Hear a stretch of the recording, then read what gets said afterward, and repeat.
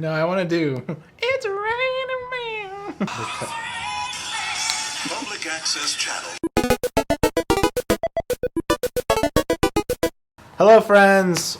Welcome to User Friendly. My name is Roberto Hoyos. I am the owner of Throwboy Pillows. I'm here today with my friend Irfan Elijah, and I own MikeTees.com.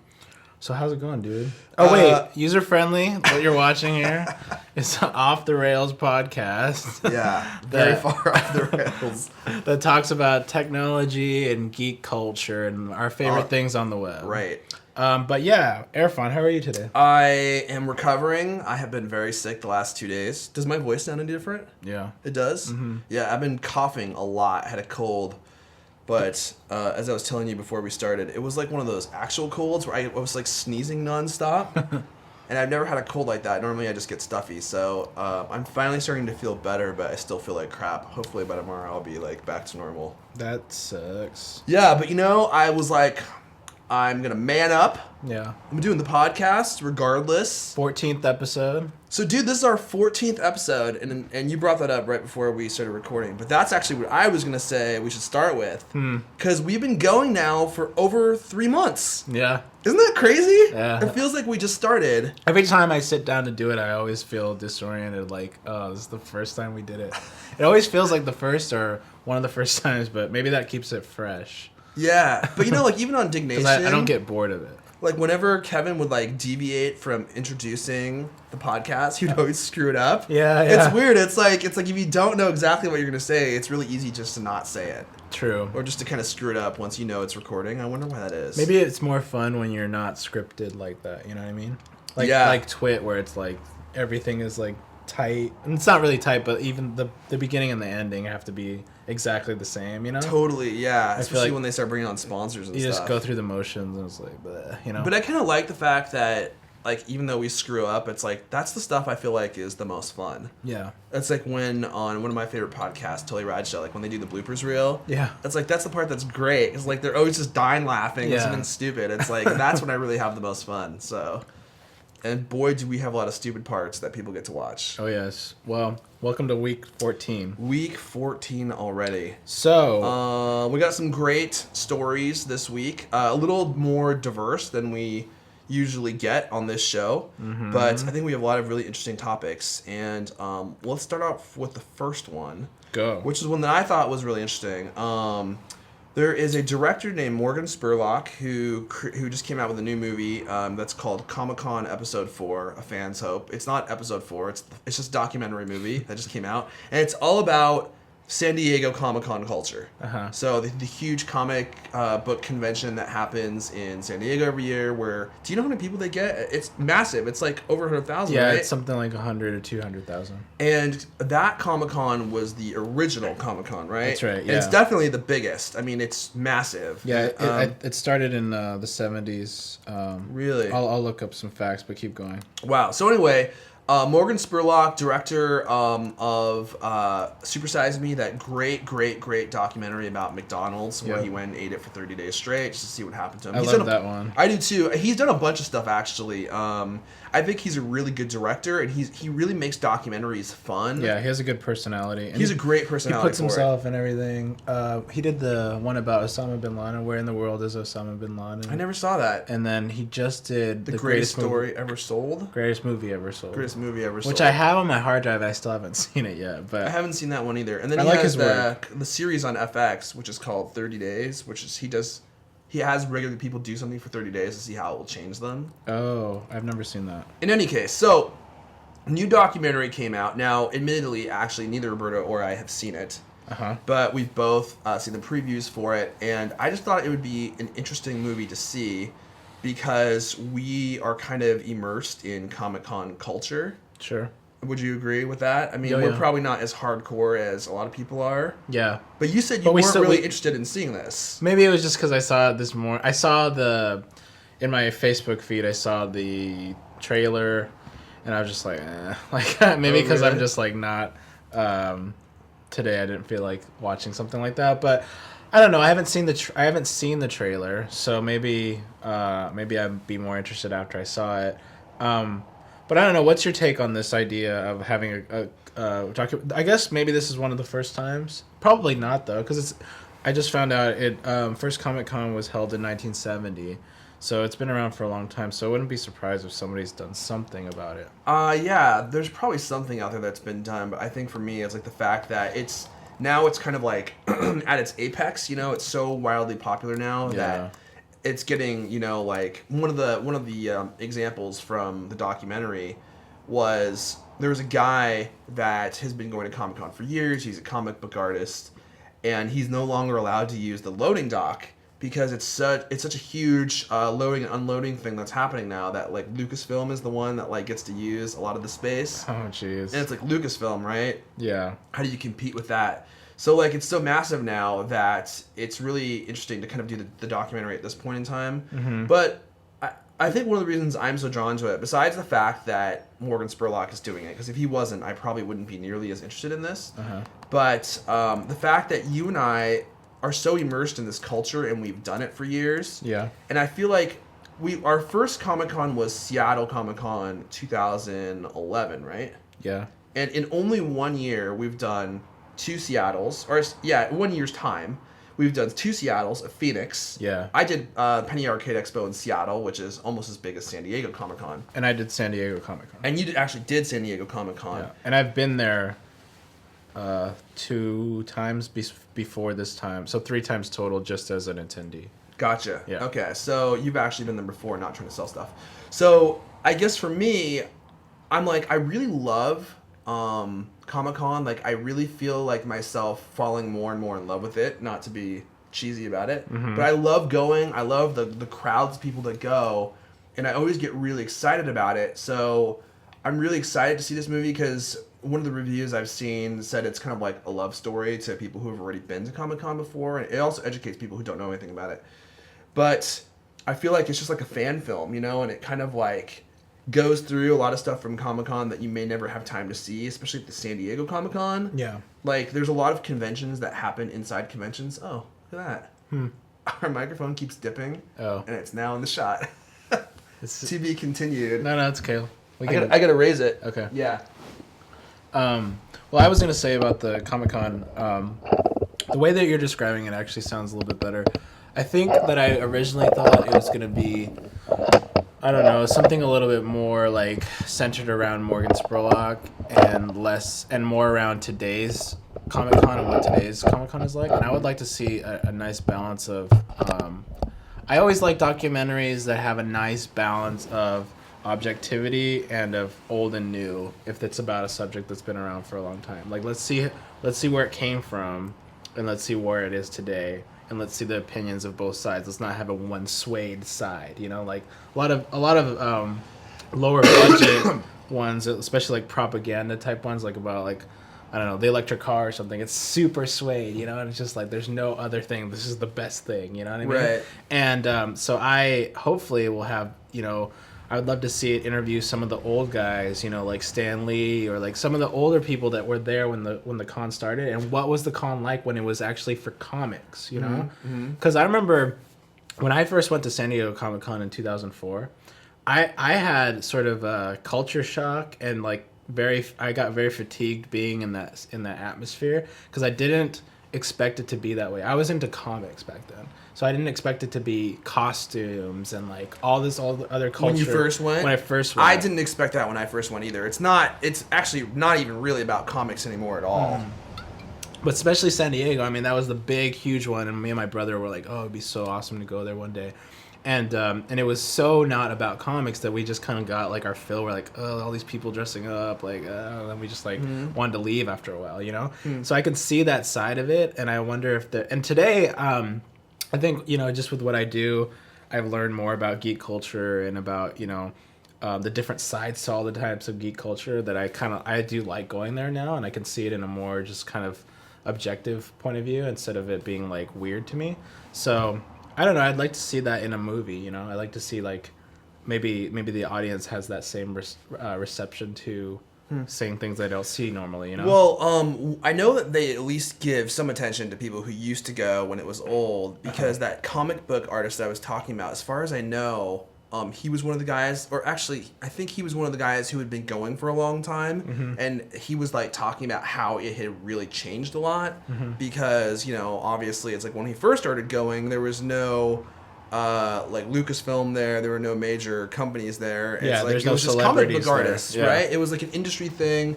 Comic book artists and comic book creators would get together and they would talk about, you know, all these things that were related to their industry. Right. And maybe find a job, you know, illustrating for a comic book. Yeah. And now it's like there are artists there in the artist area, but it's a very small area. And like the major part of it is all like people selling stuff. And movie premieres. Especially at San Diego. Yeah. It's like, it's just basically a celebration of like geek culture, you know, like pop geek culture, like Star Trek, Star Wars, anything that's new, any franchises that are new, like Serenity, that kind of stuff, and tons of people dressing up. And I think that's what I love about it the most.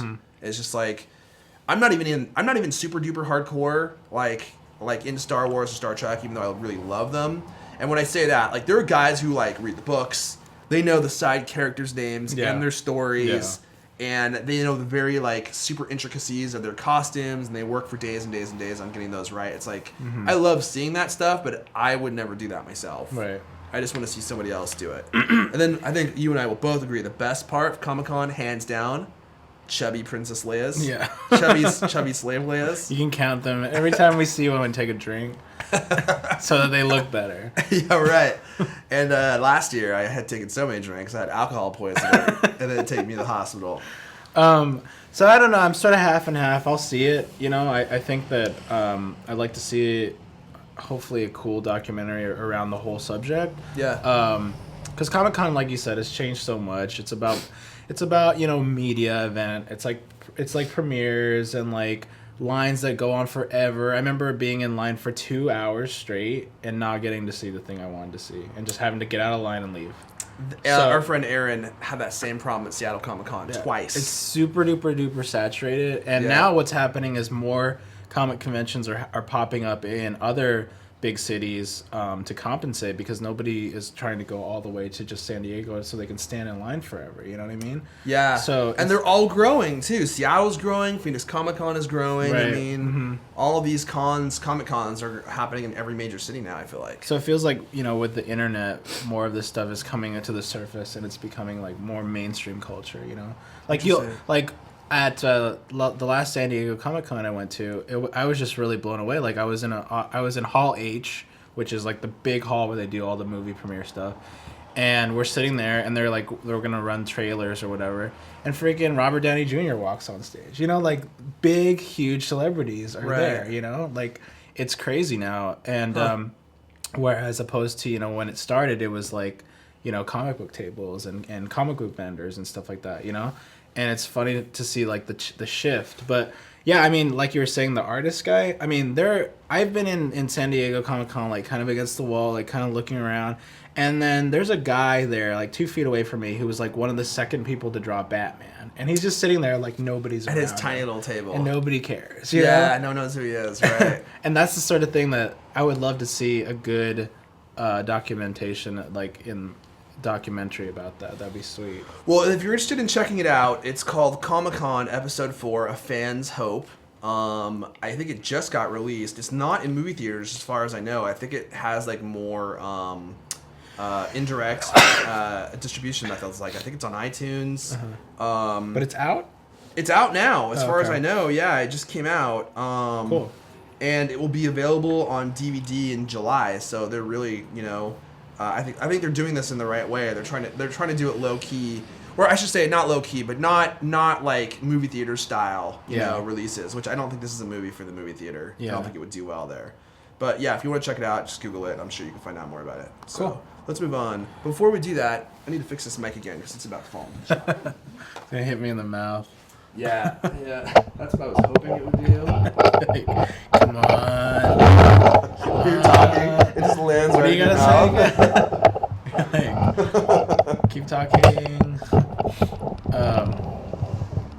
So yeah, should we jump into the documentary now? We're talking about another documentary, or should we sandwich documentary, something else documentary? Let's just talk about the other documentary. Okay. Well, we're on the subject All right, of we're back. documentaries. Yep. So I just saw this. We both love documentaries, by the way. We do. We're probably Yeah. gonna talk about one next week. Yeah. I saw this tweet, or I think I saw it somewhere, Facebook, whatever. There is a new Kickstarter campaign for a YouTube documentary, a documentary about the YouTube community specifically. And yeah, I just stumbled across it. It's actually in Kickstarter mode. And they're trying to raise $9,500, right? Yeah, and it's called Please Subscribe. Yep. And it's directed by Dan Dobie, and Dan Dobie is a pretty prominent YouTube. Oh, he is? Yeah. Oh. You met him, I think, when we were at VidCon. Okay. We all kind of were in the same vicinity at one point or another. But anyway, and yeah, so this thing has just been put up on Kickstarter, and basically what it's gonna do. Sorry, I'm typing so much. Is okay. Here's the page. Yeah, so they're trying to raise $9,500 to get some more camera equipment, get some more, I think probably people to actually help film it. Right. And it's a movie specifically about the YouTube community. So they're basically going to be, or the guy is following around, I think 5 or 6 different YouTubers that do it for a living, and trying to get, I guess, to show how that is. And you saw the trailer, so what do you think about it? Well, it's interesting. I mean, if you don't really know anything about YouTube, this could be a really interesting movie, but I hope he really devotes a big segment to what the community is like before he just starts following around these YouTube celebrities. Yeah. Because I feel like that's a really important setup. So, my experience with YouTube until VidCon 2010. Yeah. Had been very limited. It's probably like yours, if you actually maybe not, but if you're not really a YouTube user, you probably wouldn't know this. But there's a huge undercurrent of a community, and there's a lot of celebrities that are in that community, and they have their own channels. And a lot of young people, it's like YouTube is all they watch. Yeah, YouTube is like their after-school TV. Yeah, it's like they don't watch television. It's like they go and they watch their favorite YouTube celebrity, and these YouTube celebrities are usually very quirky, generally pretty funny, and they do things that kids would love. So we go to VidCon 2010, which was started by some popular YouTube celebrities. Yeah, Hank Green and John Green. Are they brothers? Yeah, the vlog brother. Oh, I didn't know that. So I get there and I was kind of dumbfounded. I was like, "Whoa!" There's like 1,000, 1,500 kids here with their parents, a lot of them, and they're here to learn about how to make better YouTube videos. They're here to interact with their favorite YouTube celebrities, which at that point the con was so small that the celebrities were just walking around. There was like normal, 20-something people, Right. or younger, Right. just walking around interacting with And their really, that's fans. the only time that those two interact like face to face, and that's really like one of the few times that those people actually feel like celebrities, because they're because no one would ever know who they were. right, because they're just people that make videos in their home, right? Right. And yeah, so to the to the YouTube watchers, like that was a huge deal, and that was when I first got my first experience at VidCon. Was like, wow, this is like it was hard to like imagine how big it was. Yeah, and I had no idea there was a community at all. Like, it's like you think YouTube is just a place where you watch videos, but it's like, no, there's a huge community that uses it and that interacts with each other and that wants to learn more about it and hang out with each other. Right. It's kind of like Comic-Con in a way. Yeah. So I feel like VidCon really catalyzed this YouTube movement that was just kind of like not really...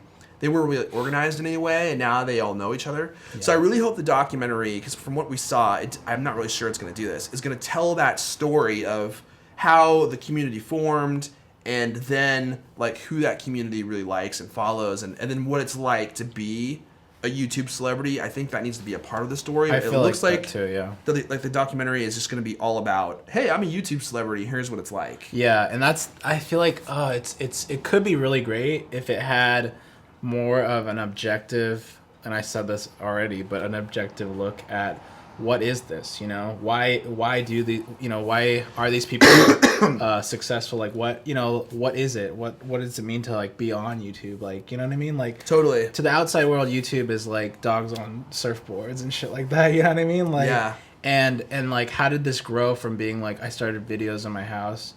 We've seen that part of it. You know, we've seen those interviews of people like Justine, like, well, I started making videos and this is where it grew. But see, I haven't even seen those. Oh, like, okay. you have, but I feel like that's the part that needs to be told because from the angle of the documentary, like, he's like, I'm going to follow around celebrity YouTubers for 24 hours each. And I'm like, that to me seems like a very inexperienced way of approaching telling a story. Yeah, yeah. It's like, you're just going to follow them around and show everyone what they do all day. It's like, okay. That would only be interesting to people that already like YouTube. Exactly. That's why I'm like, I feel like the appeal of this movie is going to be as broad as it otherwise could be. Yeah. It's going to be, it seems more like a fan movie, whereas Right. I think the Morgan Spurlock movie is more like, hey, here's what this thing is as a whole. Let's bring you into this culture. Let's bring you into this culture and then also show you some intimate pieces of what is happening in the culture. And let's show you, you know, like, I always like it when people, a lot of the times they'll do a documentary where they'll interview people on the street sometimes, and they'll be like, hey, do you know who Justine is? And, you know, and just to get the reaction of how many people say no, you know? Right. And then later on in the movie show, like, kids talking about them, like, oh, yeah, we know her, and, like, why do you know, do you watch her videos? Yeah, you know, like, and then totally. get like a more rounded thing instead of it just being like, let's follow around her or whatever. Because, like, let's face it, like, most of the behind the scenes of what they do is really just, you know, talking into a camera and like editing a video and maybe doing some things with some advertisers and stuff like that. But that's just work. Like, we want to know the culture, not just the work. Yeah, I don't want to just know their workflow. Yeah. For sure.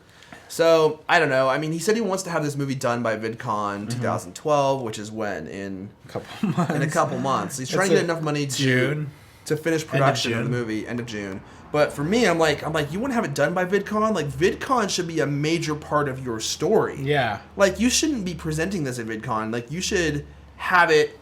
You should be filming at VidCon. Yeah, it's like, and then that should be like part of the film. It's Hell like, yeah, that would be awesome. This whole community is there talking to these celebrities, and they're going to panels. It's like, that should be a part of the culture piece, right? Yeah, that would be fantastic. I don't know why you would need to debut it there, because, like, probably because that's when you'd get the most interest. Yeah, but I mean, you already have a following, and so do all the people inside of the movie. Dude, and actually, yeah, if you were involving people in the filming at VidCon, they'd probably be even more eager to see it. Dude, he needs to hire us as consultants. What's his name? Dan Doby. Dan Doby. I have his phone number.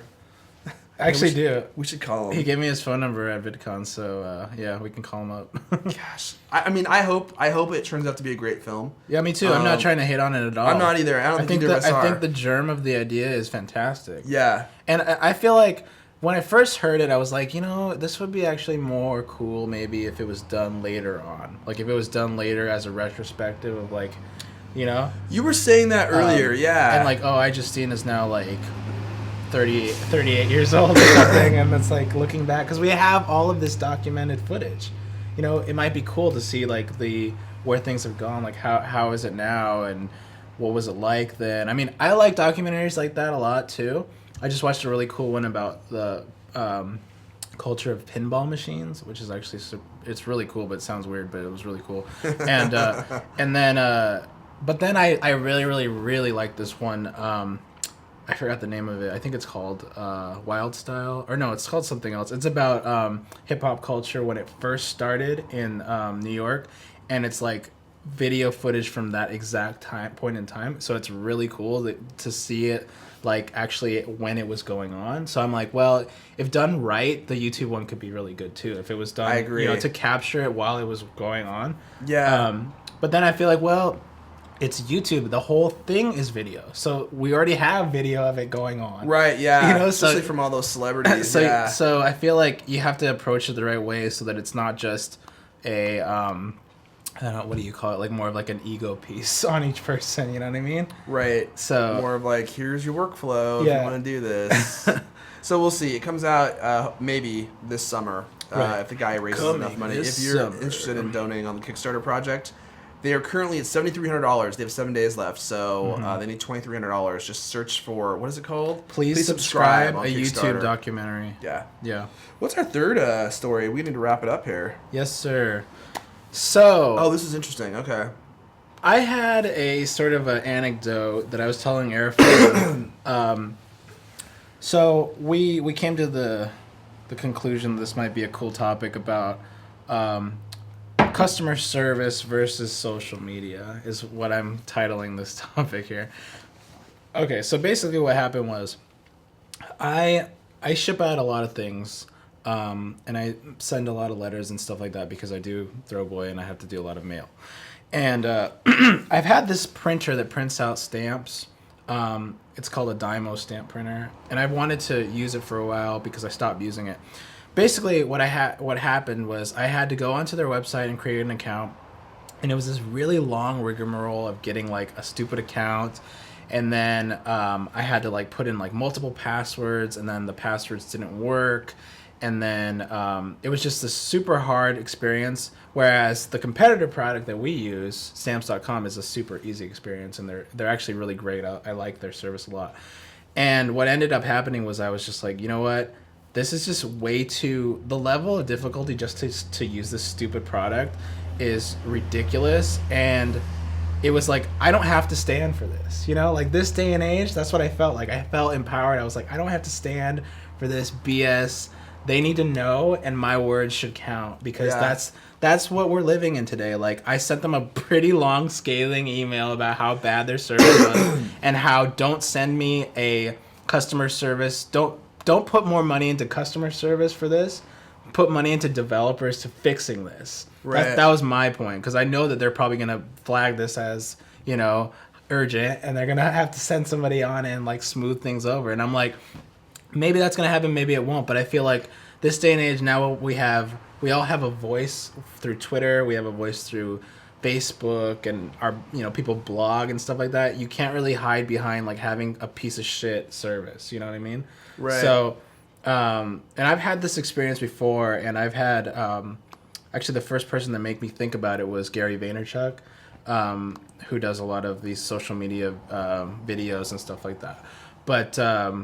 But you said you had a similar experience, but I don't know, what could you weigh in on anything that I was just talking about? Yeah, I mean, I think for me what it boils down to is there's no place to hide anymore. It's like information travels so fast, it's kind of made normal forms of advertising ineffective in a way. Mm-hmm. Like movies that hype up their movies and then no one goes and sees them after the first day because it's all over Twitter that the movie sucks. Yeah. It's like you can't fool people anymore. And that's especially true with customer service. It's like if you care about your business and if you care about what people think about your business, you have no place to hide. I mean, if you get bad customer service, you can tweet about it. Mm-hmm. People see that, and I truly believe that testimonials from your friends and family and the influences in your life really matter a lot. Oh yeah, absolutely. And you may not shop at that place, because your friend has had a really bad experience with them, mm-hmm. And I had a recent experience with a company that sells photo equipment and electronic stuff called JR.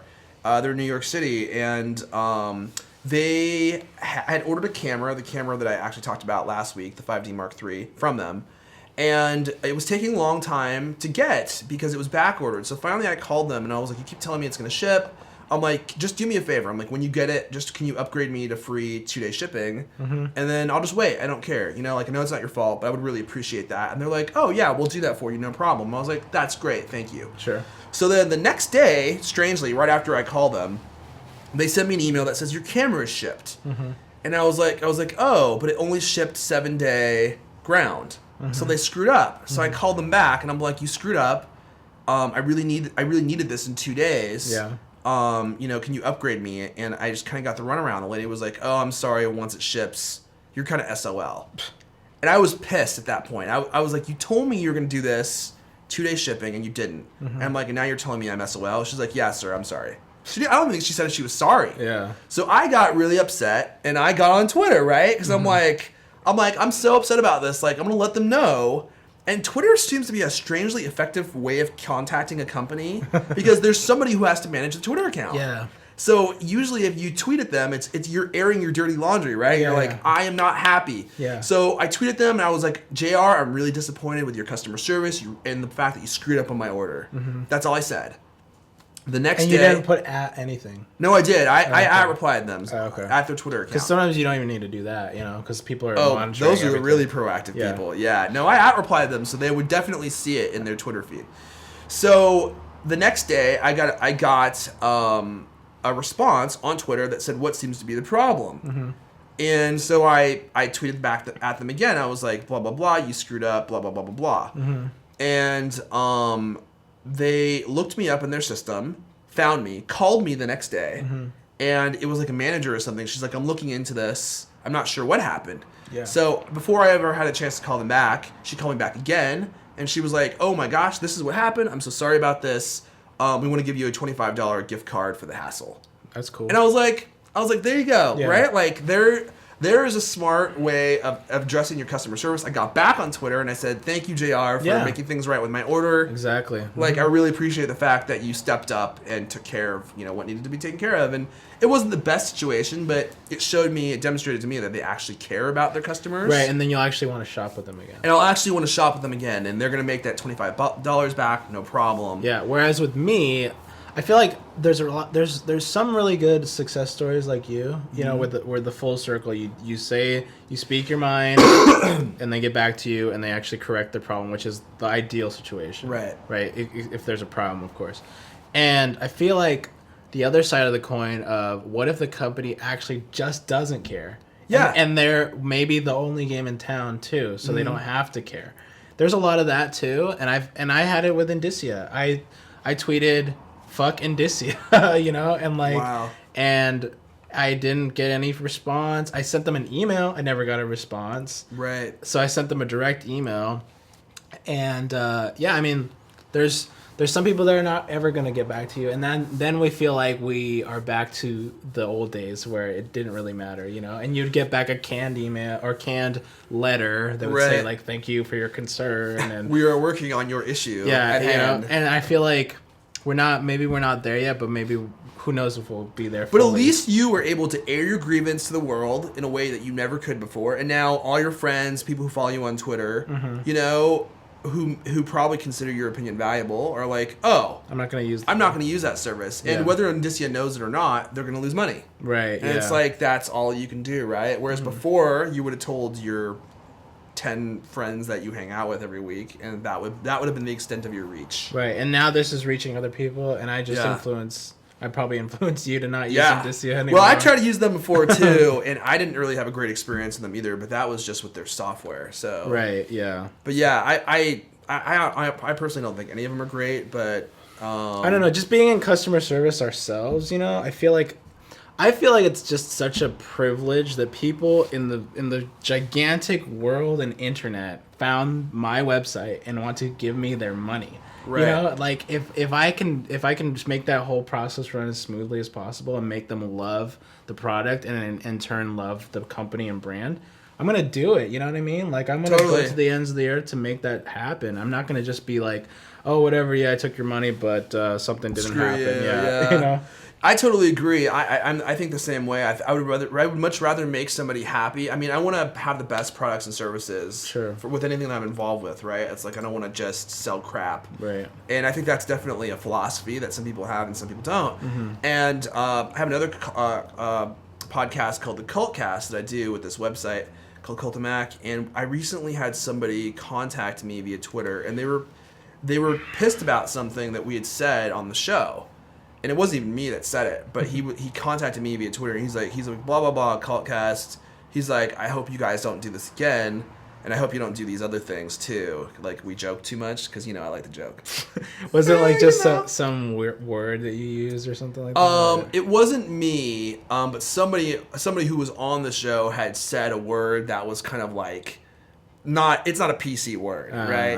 And so even when it was said on the show, I immediately knew that could be a problem, and I almost edited it out. Yeah, But I was like, you know, I'm not gonna edit this. I'm just gonna let it fly. And then, boom, next day that guy tweets me. So I tweeted him back, and I was like, you know, I can't help with like the fact that you don't like the way we joke, blah blah blah. Yeah. Can't help that. That's Yeah, us. yeah. I'm like, but I totally agree that that word should not have been said. I apologize. Mm-hmm. And when the next day he responded back, Mm-hmm. he was like, I can't believe you got back to me. He's like, thank you so much. Yeah. He's like, I'm gonna keep listening. I love your show. And I appreciate the fact that you're gonna try and not blah blah blah. And I was like, wow, dude, Total 180 flipped around. degrees, yeah. And actually, I was reading this book, Rework, and they talk about that most of the time people are so like convinced they're gonna get that canned email. Yeah. That they'll just be loud and freaking raving to just like because usually they're squeaky ignored, wheel gets right? greased, you Yeah, know what I mean? totally. So like, and then they're the ones that are actually the ones that are the most appreciative when you get back to them, you know? Yeah, it's like they just want to know that you heard them. Right. It's like, and even if you're not going to do what they think that you should do, the fact that you even considered what they said is usually enough to appease them. It's like okay, you listened to me, you actually thought about what I said. You don't want to do it. That's I just fine. think, and for this whole topic, like most of the time or all the time, the companies just need to know like the customers is not like they have good intentions in mind. You know what I mean? Like it's not like they're trying to rip you off. You know, like I feel like Usually not, some yeah. companies like immediately think that somebody's trying to screw them over in some way, and most of the time, like I would say 90% of the time, that's not the case, you know? Right. It's a genuine problem. They need to address it, and they need to, like, go above and beyond, you know? Totally. And sometimes companies just don't have the resources to deal with that stuff right away. Right. That's also a problem. But in any case, Well. social media, the power of us.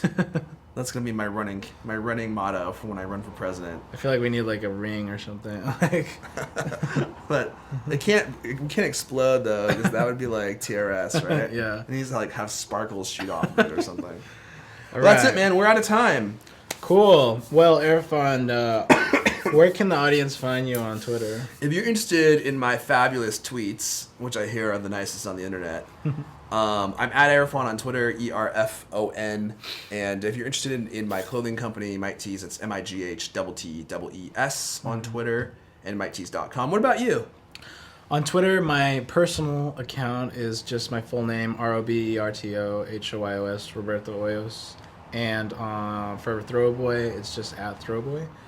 And throwboy.com if you want to go get some cool pillows. Some of them pillows. But yeah, user-friendly show. Please, you can subscribe to us on iTunes or on YouTube. Mm-hmm. We just realized people are commenting on our YouTube. So Go thank you for figure. that. And userfriendlyshow.com. Yes. Hope Airfun gets better. Write him a little, like... I would appreciate a love get letter. well a soon. love tweet with a picture of you Yeah. shirtless, unless you're underage, which is not cool. Yeah, so we'll see you guys next time. Peace. Snoop Dogg presents Chronic Con 2012. The con you'll never remember.